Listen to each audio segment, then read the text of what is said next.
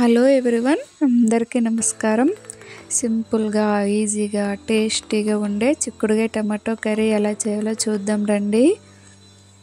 ముందుగా ఒక ప్యాన్ తీసుకొని 2 టేబుల్ స్పూన్స్ ఆయిల్ వేసుకోండి. ఈ కర్రీకి కొంచెం ఆయిల్ ఎక్కువగానే పడుతుంది. తర్వాత ఆవాలు, జీలకర్ర, పచ్చెనగపప్పు, ఉల్లిపాయలు, పచ్చిమిర్చి, కరివేపాకు వేసి బాగా ఫ్రై చేసుకోవాలి. ఇవి కొంచెం గోల్డెన్ బ్రౌన్ కలర్ వచ్చే వరకు ఫ్రై చేసుకోండి. ఇవి బాగా ఫ్రై అయిన తర్వాత మనం ముందుగా కట్ చేసి పెట్టుకున్న చిక్కుడుకాయలను కూడా వేసుకొని హై ఫ్లేమ్లో బాగా కలుపుకోండి. ఇవి బాగా కలుపుకున్న తర్వాత ఇప్పుడు 1 టేబుల్ స్పూన్ అల్లం వెల్లుల్లి పేస్ట్ వేసుకుందాం. అల్లం వెల్లుల్లి పేస్ట్ వేసిన తర్వాత ఇంకాసేపు మగ్గనిచ్చుకుందాం.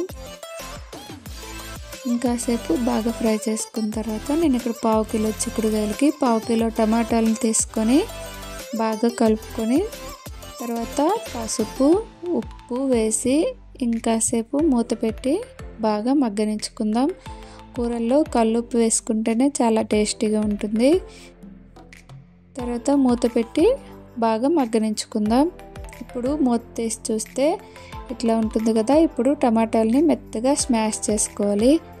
బాగా స్మాష్ చేస్తూ ఇట్లా టమాటా మెత్తగా అయ్యే వరకు కలుపుకున్న తర్వాత కారం, ధనియాల పొడి వేసుకొని ఇంకాసేపు మూత పెట్టి మగ్గనించుకుందాం. మీడియం ఫ్లేమ్లోనే ఇట్లా టమాటా మెత్తగా అయ్యి కారం పచ్చివాసన పోయే వరకు బాగా మగ్గనించుకుందాం.